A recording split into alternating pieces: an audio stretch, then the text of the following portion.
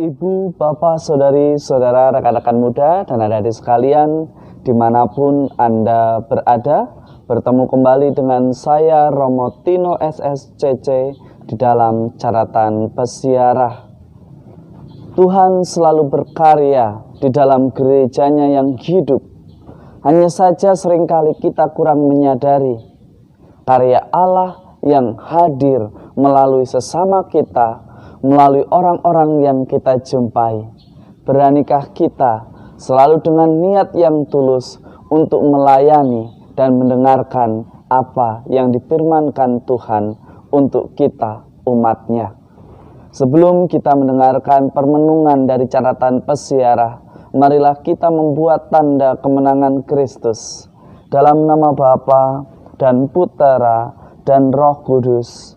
Amin. Allah Bapa para yatim piatu, Santa Elizabeth melihat dan menghormati Kristus dalam kaum papa. Semoga karena doa dan teladannya, kami pun melayani orang malang dan papa dengan cinta kasih dan mampu menjadi gereja yang hidup tanpa pamrih di dalam pelayanan, tanpa kecemburuan ketika tidak terlibat di dalam pelayanan. Tuhan, kuatkanlah kami sebagai anak-anak terang-Mu, demi Kristus pengantara kami. Amin. Ibu, bapak, saudari, saudara, rekan-rekan muda, dan adik-adik sekalian yang terkasih di dalam Yesus Kristus. Di dalam permenungan kita pada hari ini, kita bersama-sama kembali diingatkan oleh Yohanes di dalam kitab Wahyu, bahwa Tuhan selalu berkarya di dalam gerejanya yang hidup. Namun seringkali kita kurang menyadari akan karya yang begitu istimewa yang diberikan oleh Tuhan di dalam persiaran hidup kita. Bahkan hal semacam itu kita merasa bahwa Tuhan jauh daripada kita.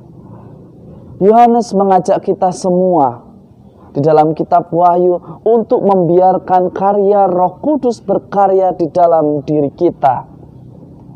Ia mengatakan, jika kita bertelinga, hendaklah kita mendengarkan apa yang dikatakan oleh Roh Kudus di dalam persiaran hidup kita.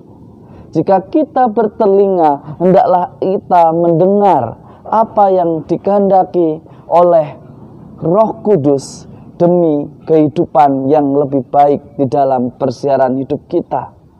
Tetapi seringkali kita mengabaikan karya baik Allah yang melalui sesama kita. Seringkali kita mengabaikan teguran yang berasal daripadanya karena merasa diri paling suci, merasa diri paling berhak untuk melayani, merasa diri paling berhak untuk diperhatikan daripada yang lainnya. Hari ini kita diminta untuk sadar diri apa yang dikehendaki Allah melalui Roh Kudus di dalam persiaran hidup kita. Jangan kita menutup hati kita, jangan kita menutup mata hati kita, jangan kita menutup telinga kita akan teriakan mereka yang membutuhkan pertolongan dari kita. Ibu, bapak, saudari, saudara, rekan-rekan muda, dan adik-adik sekalian yang terkasih di dalam Yesus Kristus. Sabda Yesus hari ini di dalam Injil Lukas hendak membantu kita menyadari perlunya yang namanya pertobatan. Di dalam pelayanan sebagai gereja yang hidup, mestinya tidak lagi cemburu, mestinya tidak lagi iri ketika mungkin tenaga kita tidak dipakai lagi, atau mungkin waktu atau periode yang sudah berlalu sehingga generasi berikutnya yang lebih diperhatikan. Bukan berarti gereja melupakan kita yang sudah tua, kita yang sudah terlalu lama berkecimpung di dalam hidup menggereja. Tetapi kita di sini diingatkan kembali pentingnya sebuah pertobatan. Di dalam pelayanan hendaknya kita jangan menjadi terikat Apa-apa harus kita terlebih dahulu yang harus dilalui.